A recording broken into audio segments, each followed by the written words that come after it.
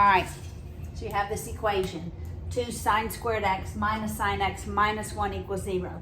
I want you to see this as like 2x squared minus x minus 1 equals 0.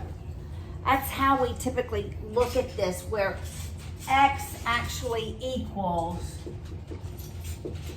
the sine of x. So once we solve for x, then we substitute back in for x the sine of x.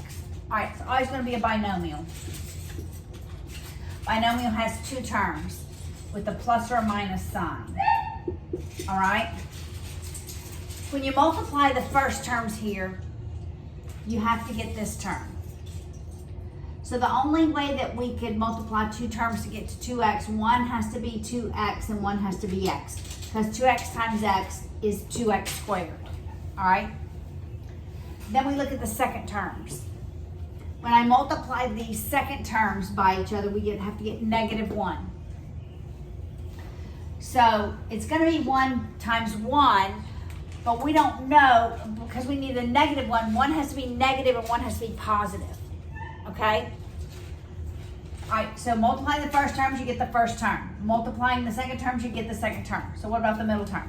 The middle term is the sum of the outers multiplied and the inners multiplied. So the outers are going to be 2x times 1. The inners are going to be 1x.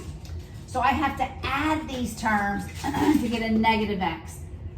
In order to do that, this one has to be positive. So when I multiply 2x times 1, I need to get a negative.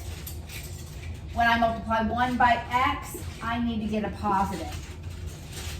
So then, follow this. 2x times x is 2x squared. This is -2x, the outers, -2x plus the inners, x equals my -x. And positive x times -1 equals -1. All right, that is the quickest I have ever taught factoring without having any foundation. All right, now we have 2 terms. I'm going to set each of them equal to 0. If this is equal to 0, 0 times anything is 0. All right, so you set both of the terms equal to 0. Got it? Both of my factors. Now for x, I'm going to go back and substitute sine of x.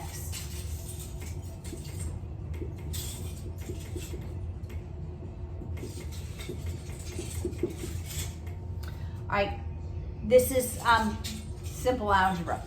You're going to move the 1 to the right first through subtraction. So we have 2 sine of x is -1. Then, because it's 2 times the sine of x, you divide by 2 on both sides. So that eliminates that. So sine of x is -1. Well, x is your radians, okay? Pi over 3, pi over 4, right? That stuff. It's going to be at your -1/2, so it's going to be in quadrants 3 and 4. You know how to solve this from here, right?